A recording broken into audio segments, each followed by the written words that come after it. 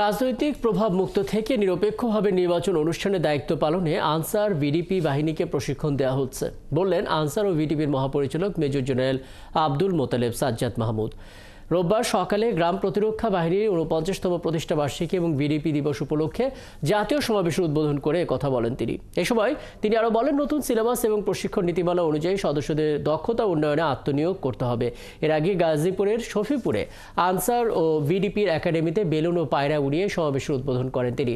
এরপর মহাপরিচালকের নেতৃত্বে বর্ণাঢ্য শোভাযাত্রা বের করা হয়। অনুষ্ঠানে বাহিনীর অতিরিক্ত মহাপরিচালক ব্রিগেডিয়ার জেনারেল ফিদা মাহমুদ সহ অন্যান্য কর্মকর্তারা উপস্থিত ছিলেন।